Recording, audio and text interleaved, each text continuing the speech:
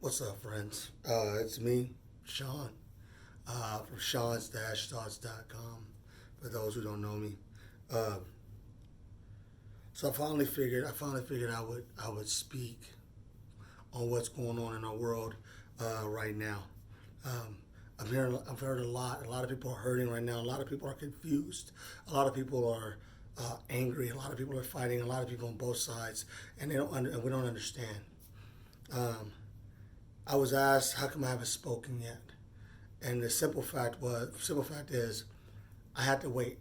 I had to wait to let all this stuff process. I had to wait to let things, to see where things are going to go, because we do the same thing. We do the same thing over and over again. And when when we're enraged, whatever group it is, we're enraged. We move forward. We want freedom. We want whatever it is, and then each group has their reaction, and and then after a while we get bored. We get bored with the actions, and then the reactions become more violent or more aggressive towards other people. Start getting defensive, and this is where we are now. So I was waiting.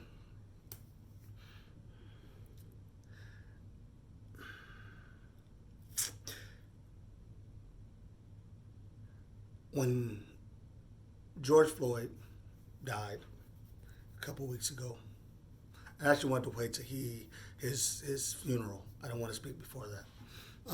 When George Floyd died a few weeks ago, my good friend messaged me. She said, "Did you see the video?" And I said, "No." "You didn't watch it?" I said, "No." And my friend was just blowing up my inbox, angry. Now my friend is a white woman. She's like, "Oh my God!" And I got several of these messages, but this one was one that we talked. And early on, was one of the few people I talked to early on. And she was like, "I can't believe this and she said, I'm really shocked that you hadn't watched it." And I said, "I don't need to." She said, "How can you speak on it and you didn't watch it?" I said, "I don't need to." And her blood was boiling, and she was ready to just, oh my God, we got to do something. This is ridiculous. This man was murdered. And I said, "Yep, he was. Of course he was." And as soon as he was, there were going to be riots. Not riots, there's going to be protests. There's going to be angry people, and then that's going to turn into riots. And it's going to turn into people being tear gassed, and people being handcuffed, and people being, assaulted, and people going to jail, and it's going to happen. And I said, yes. And then there are people all around that's going to be mad. It's going to trend on Twitter, and we're going to talk about the police being racist and hateful and all these things, and it's going to happen. And she's like, "I'm so angry. I'm so pissed off." And I said, yes. So why aren't you mad? I said, "So why get mad?" So the man died. I said, yes. And then, by the way, I don't know what I'm getting ready to say to you guys. I got an idea, but this is off the top. It's off the cuff, man. I just had to speak. So I'm just gonna speak. How long this goes, I have no idea. But I hope you sit and listen with me. So anyway, my friend says, we talked a couple of days. She says, "Yeah, I'm really surprised that you're speaking on this." And I said, George Floyd dying is not a surprise. By the hands of a police officer who does not care that this man couldn't breathe, did not care, and in fact sat with his hands in his pocket and just looked at the onlookers like, "Who are you?" It's not a surprise. The reason it's not a surprise is because I'm 45 years old. And for 45 years, I've lived with the fear, in a sense, with the fear that could be me. So I don't know George Floyd. I don't care about George Floyd. I would see George Floyd on the street. It wouldn't bother me. I wouldn't even acknowledge him. I'd give him a heads up. "What's up, bro?" Maybe we shake hands and maybe we talk about something and we'd be cool. But right now, George Floyd is just another person. The fact that I know George Floyd's name is a problem. The fact that George Floyd, I know that he has a rap sheet was a problem. I should not know that. This is a man living his life. Whether he's living it right or wrong is irrelevant at this point. that he was murdered. And so my friend was like, why aren't you mad? And I said, this is 45 years of my life that I've watched this. But see, there's more to it than that. And so I'm like, do you understand? And she said, I need to understand where you're coming from. Because everybody keeps saying what white people should do. She's like, I need to understand. Because every time I ask somebody a question, it gets defensive, and it's, you should be an ally. You should be this. So I thought about, what should I do? I can be angry. I can write a scathing post. I wrote one last year that I just recently shared a blog that was called Trump a King. Trump the King. And it was about what we've been going through, and very few people read it. People said, we need leaders in the black community to speak and to say up. And said, well, I've been speaking for years. Nobody hears it. I wrote this book. See, this is me. Nobody cared. I wrote this book. See, that's me again. Nobody cared. I wrote this book. Well, this is a picture book, but still, nobody cared.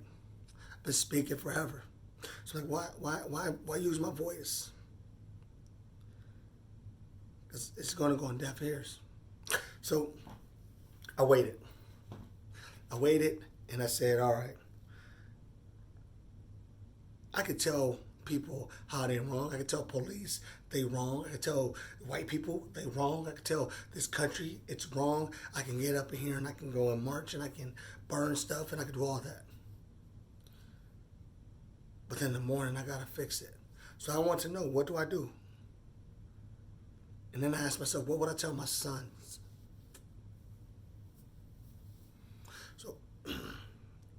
So I said, I need to explain how I see what it is to be black in America.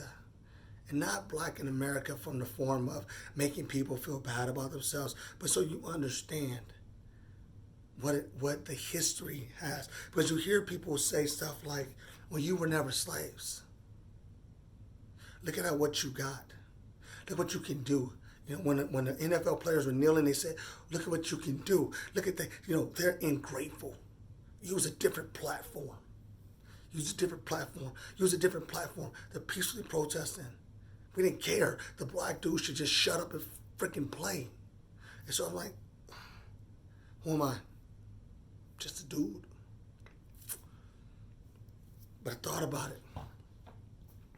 And I said, here's what we can do. I want people to understand me. And so I want people to understand me to a point that they see the man in me, the human in me. See? And so, first of all, let's talk about the history of blacks. Right? So I want you guys to think about, if you're listening to this, if you're white, Spanish, Latin, Asian, whatever, anybody non-black, I want you to think back your family tree. I want you to go back as far back as you can. Where are you from? Where's your people from? All that. I watch a show called Barnwood Builders. I love that show. Love those guys. I'm a big fan of country dudes, man. I fell in love with country music and all that during the military days. I love this the brotherhood, right? But they refurbish barns, and these barns are hundreds of years old. And you see the families come out and they show pictures and they say these barns were in our family for hundreds of years. It's amazing. My wife, and I know I'm bouncing around, but I'll bring it back, I promise. My wife is from New Zealand. Her father's American, her mother was a Kiwi. She does a DNA thing, and she traces her family back to some kings and some royalty, like 500, BC or AD, I don't know. That's just way back, right? I think she traced herself to being related to one of the 8 original Connecticut families. I think it's Connecticut. I don't know. Here's the thing. I could trace my roots back to slavery.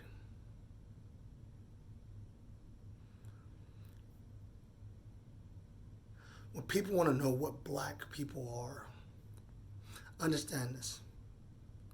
We in America, I did a DNA test. They tell me I'm part Congo. I'm from the Congos. Most of my blood is from the Congos. Some are from Spain and England and a couple of different places, but 85% or 83% is from the Congos. But I can't find my family. So I want to share something with you, a thought I had, and maybe this helps you understand the process and where we are now today and how we can fix all this. So anyway, when African Americans were brought to this country, we were stripped of our names, we were stripped of our families, we were stripped of our heritage, we were stripped of our language, we were stripped of our belief system, and we were given the American system. We were given the American system, the Constitution. We were given all these things that were America. In fact, if you really want to think about it, and this statement will blow people's minds, but I'll explain it and you can agree or disagree, but if you're listening, you'll understand. The African was the first American. Wait, what? Not the Native Americans. They're indigenous here. They weren't going to call this country America. Their country was stolen. We have a lot of work to do with Native Americans, by the way, but they wouldn't have called this country America, and they wouldn't have done it the same way. Hispanics, the Mexicans, they had their own country. The first Americans were the people who this country's rules and laws were forced upon. We were given your education. And I'm not gonna say your like white people, but we were given American education. We were given their religion. So many black people are Christians, and it's because that's what we were given. Imagine that. Just imagine we pray to a God that was also the God that was used to hang us. Southern whites used the Bible as a weapon against us. And then we were beat to believe in that system. We were taught language to understand your language, this language of this country. So everything we developed was from America. People say, go back to Africa. I can't go back to Africa. They don't know me there. I'm American. That's what I am, right? I can only go back to those ships where they stripped us of our names. I can only go back to when we were split up and hopefully the whites who bought us kept our families together. My name is Sean Brown. Brown, the English and Irish form name. From the Congos mostly, and my name is Brown. I was given my life, and I was force-fed my country hundreds of years ago. Every time we get up, it is taken down. When we succeed, we don't believe it. When we have civil rights leaders, they're murdered. When we create our own, it's destroyed. If you don't know what Black Wall Street is, you should look it up. Our history and our stories aren't told. Yet, we were built on this country. This country was built on our backs with other people. We're not the only ones. Trust me. I don't believe that. I believe this country is an amazing melting pot, and we have grown. But when you're trying to understand where we're coming from and why we don't have the same pride and why we're so destructive in our own neighborhoods, understand that when I'm going to go back, still go back, when slavery was finally abolished and we were given land, first of all, we were given stolen land. We were given land that was taken from the Confederates that wasn't necessarily ours. We didn't buy it. We were promised 40 acres and a mule and all that nonsense that we're never going to get, but that's okay. I'm not worried about that. That's neither here nor there. We're given land with the understanding that we didn't have the education, we didn't have the connections, we didn't have the ability to work within the system to keep that land. So it was stripped of the same from the people who were just trying to make an honest living, and then given back to the Confederate owners. And so we believed our country didn't care. We fought in a civil war and then turned around and got stripped of everything we were given. Promises broke. So then we were put in to homes, and we got spread out. And every time we tried to succeed, you're still being called a boy. You're still being treated worse than animals. When we wanted to get education, we couldn't. We had to beg for it. Families still stripped. Then we learned that we can make money by doing the very same thing that we were sold for.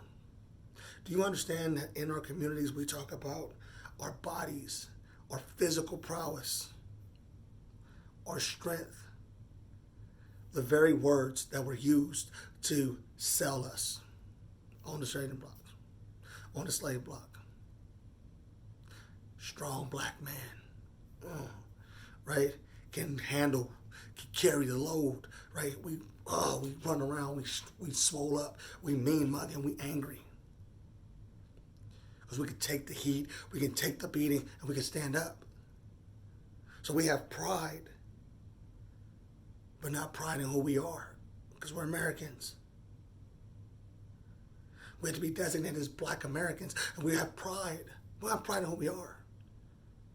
And every time we succeeded, our government found a way to push us back down. Every time we stood up, we rose up, the government found a way to push us back down.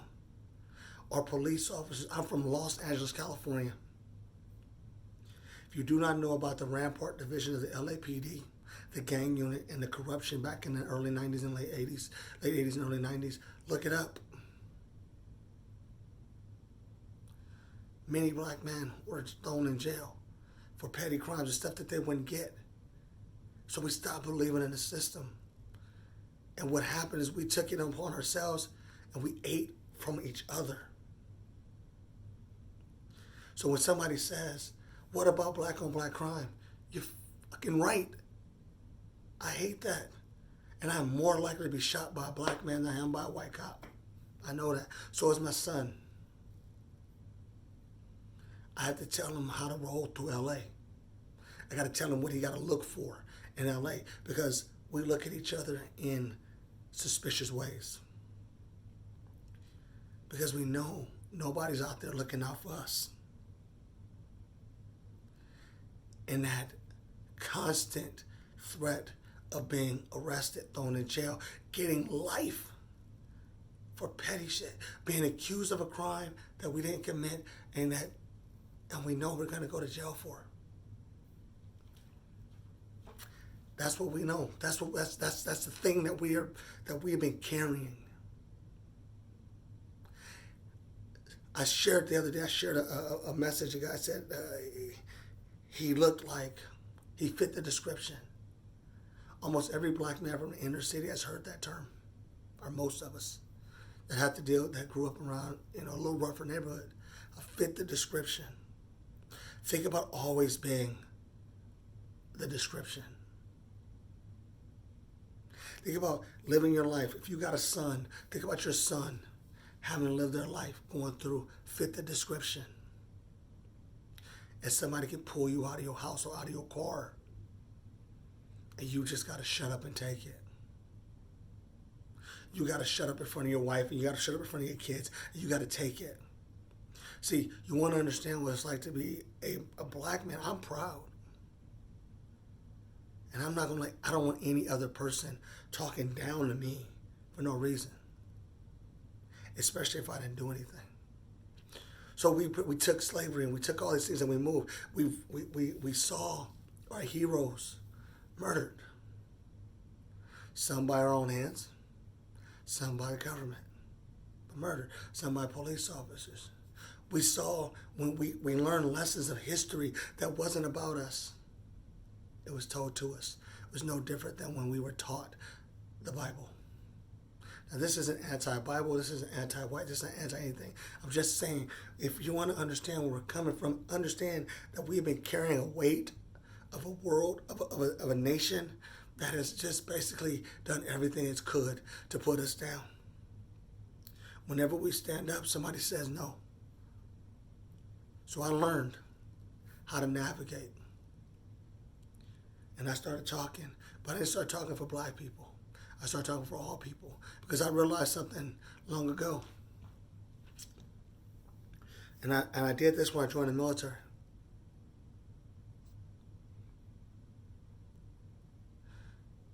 In order to end racism,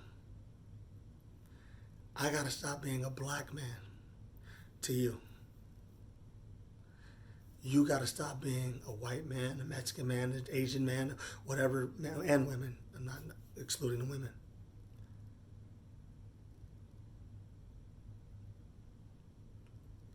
We carry a weight of disbelief. I can make $1 billion in this country. I can be a billionaire. Dr. Dre, Oprah, Tyler Perry, you know what I'm saying? They all got mad money. Snoop Dogg and rappers, they can go all over the world, all this money. Football players making money. We can make money. But all the money in the world doesn't stop the fact that if I see the blue lights behind me, that I'm not sure I'm gonna live through that. That's the truth about what we listen, what we grow up with, what I carry. So now, let me explain something to you guys. Because again, that's just part of my history, and I'm going to talk to people about our history and the things that we are going through, that we are trying to grow up to and change. What is the problem with us and the police department? First of all, not all police officers are racist. Not all police officers are bad.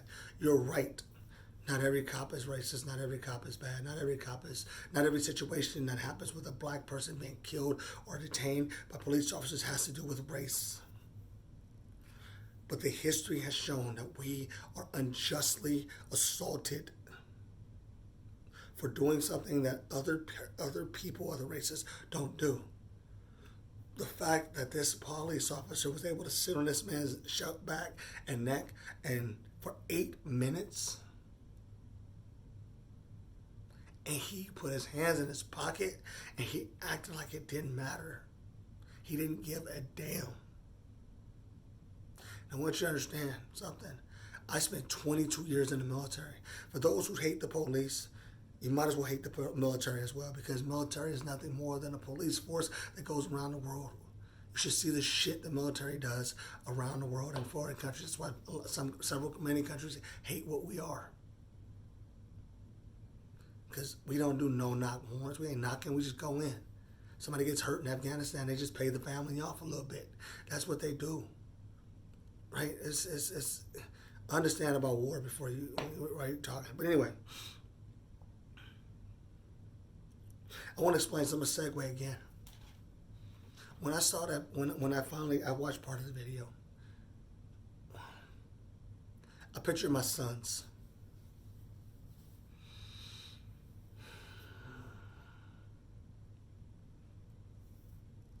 I pictured my son in that position, crying for his mother, begging for his life, less than a dog,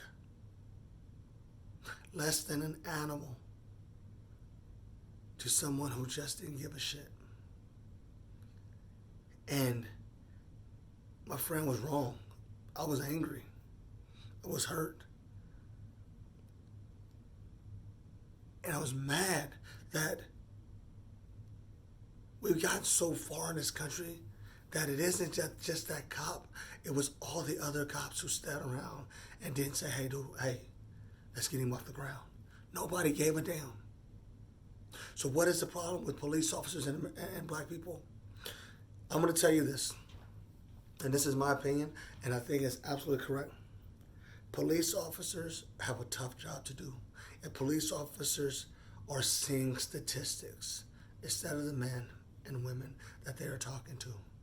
when they talk down to somebody, they talk and they're overly aggressive and they're walking through in riot gear and they're hitting people who aren't fucking doing anything to them. And they're putting a stain on the police department. They're putting a stain, even bigger stain. I got friends who are police officers, who are white police officers, who I will risk my life for to save them 100% of the time. I don't care who it is that they're fighting against. I would try to save them 100 times. 100 out of 100. African Americans see a uniform. And people who are not part of police, they see a uniform. They don't see the men and women behind the uniform. You want to know the problem? We're seeing each other wrong. How do you fix that? We got to start seeing each other properly. I got to be able to see that the people that are supposed to protect me, but not me, my son, my sons, are there, they're going to protect them. I got to know that if I get injured, say I'm driving down the road and I get in a car crash, that my little black boy can go and knock on the door and get help and know that a white person or any person is going to open the door and say, how can I help you? I don't want my son to get killed for trying to save my life. And I don't want some little white kid to be afraid of the big black man. I'm a 280-pound black guy. And if I raise my voice, I don't want to get shot. And I don't want anybody getting shot. I don't want police officers getting shot. I don't want civilians getting shot. And I don't want this idiot fucking president inciting a race war. How do we fix it? We have to start listening. This isn't about marching. This is about being human.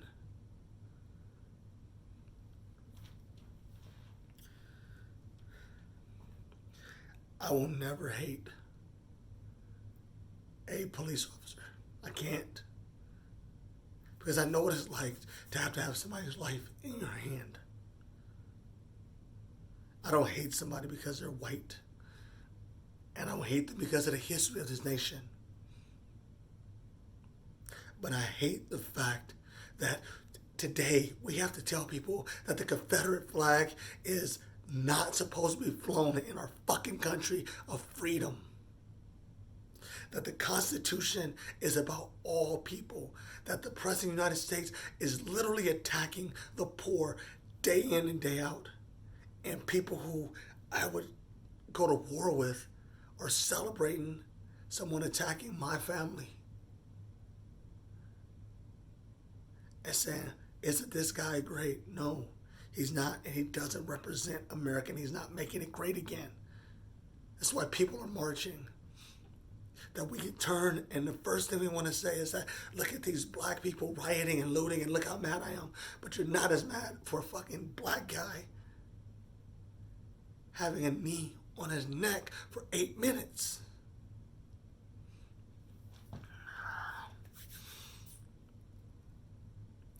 So I'm going to say this. 28 minutes, holy crap. I'm going to say this. You want to know how we fix this? See, people keep mistaking Black Lives Matter as some hate group. So I'm gonna clarify for anybody who wants to listen to me, a guy who's nobody important. I'm just a person with a voice who has spent the last several years, 24 years in the military, 22 years in the military, and then the last 10 or so trying to help people of all races to see themselves in a better light.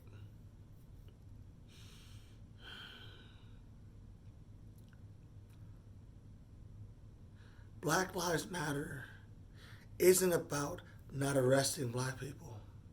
It's not about sending people to jail for crimes. Black Lives Matter is about equality. I want you to arrest my son if he got in trouble and he gets arrested and he goes to court, and he has a fair trial, and he's going to have a judge who's not going to look at him as another statistic and give him 80 years when a white kid of the same thing gets probation. We don't want. It's not about specialty. Nobody wants to be treated special. They want to be treated equally. Equally. The benefit of the doubt. We're so angry because every time we stand up, we get pushed down. But this isn't the 1992. This isn't the Watts riots. This isn't the riots from before. It's not. Because we have all the training. And you do. Everybody does. It's about this. So I'm going to tell you guys this. I'm going to end this. I need to end this. It's 30 freaking minutes long. I'm going to end this. We need to open dialogue. Not to attack. I'm tired of seeing people say what white people should do. No, what should I do? I open my heart, my home, my area to people who want to talk to me honestly. And I want to hear this point of view. This isn't about Republican or Democrat. You know what I'm saying? This is about hate. And the hate we give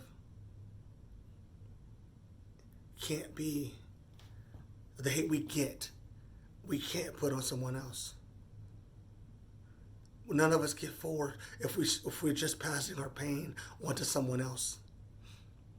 So when people run around and are like, yeah, blow up the cops, kill the cops, fuck the pigs, it doesn't work. We're just taking our pain and we're putting it on someone else.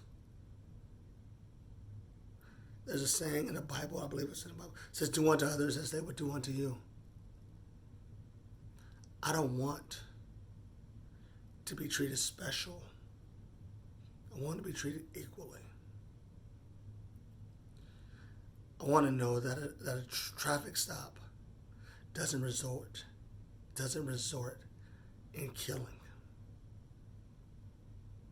I want to know if I walked into a place and shot. Oh, by the way, for everybody who wants to just murder and kill the cop who killed George Floyd,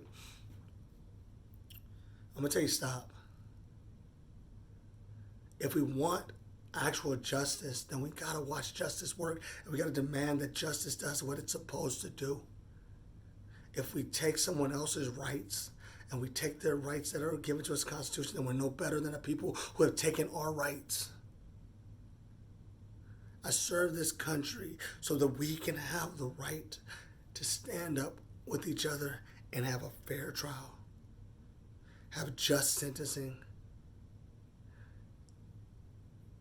and we are able to do the things that everybody else is able to do. Not because we got money, but because it's right. So I'm going to end this with a couple of solutions early on. One, we need to start having conversations between black Americans within the city, inner city, and the police forces that are policing them. So we can stop seeing statistics and we can stop seeing uniforms. There are human beings in both sides of this coin. And human beings that are going to be angry and they're going to do things. We need to teach our police officers about de-escalation instead of escalation. De-escalation instead of escalation of forces. We need to have every case, every sentence of 25 years or more given to anyone reviewed by a different independent panel for fairness and equality across the states. There's no reason that Brock Turner should get 6 months for actually raping someone, and somebody gets accused of rape that it doesn't have the means and they get 20 years. That shit shouldn't happen in this country. Should not happen. When the guy who shot all the 9 people in the church, the 9 black people in the church, was set down and peacefully taken, was given food and water, and people are mad. They're like, what the hell? How could this guy get treated? All prisoners should be treated that way.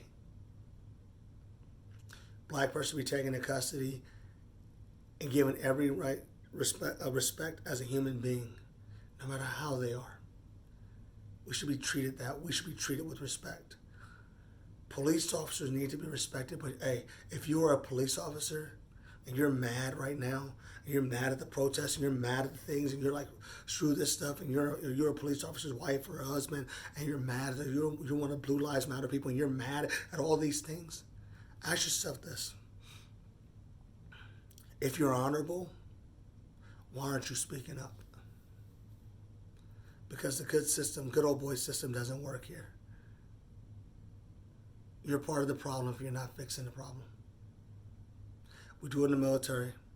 You're not fixing the problem, then you're part of the problem. Good cops have to fix the police department from within. We need money put into the inner city, not cutting programs by our commander-in-chief, cutting programs for impoverished people to get education and African Americans and minorities of all sorts within to the legal system, within the police department, within the law enforcement system, and politics. Get education. Promote education instead of building more prisons. We should be doing that because that's what we need.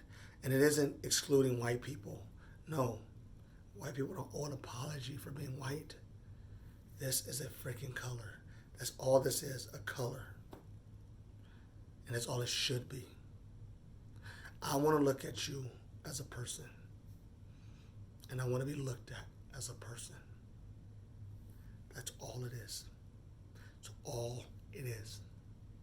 Now I could talk about this forever, but damn, I've been talking for 36 minutes. If you watched this all the way, I hope it made sense of some sort. America isn't broken.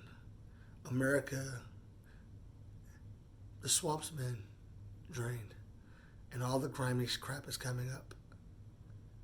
To use the president's statement, swamp's been drained, all the grimy crap is coming up. And we're now having to deal with it. I applaud the politicians and the governors and the police departments who are taking a stand and saying we have to be better. Because as a country, we have to be better. But that doesn't absolve us citizens.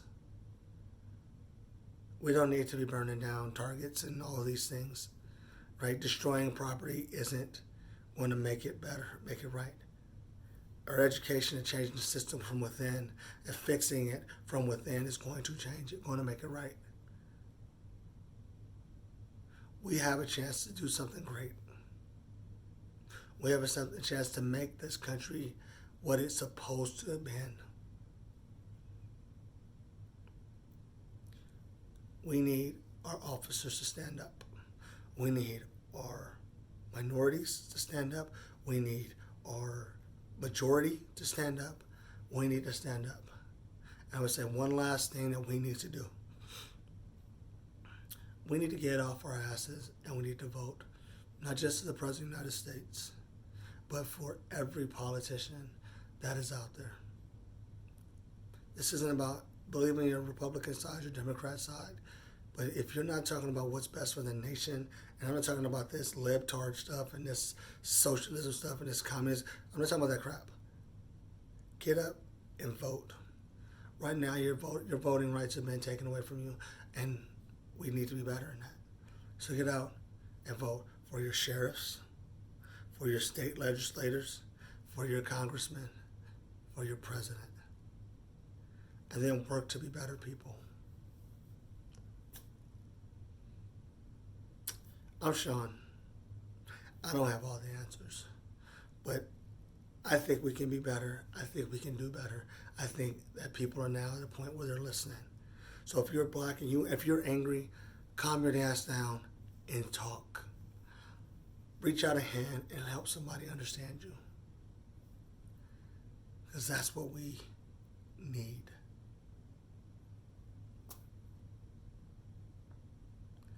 We are better than that. We're more than black. We're more than white. Let's show it. Let's show the world why this country is a place people want to be at. Stay safe, guys. Peace.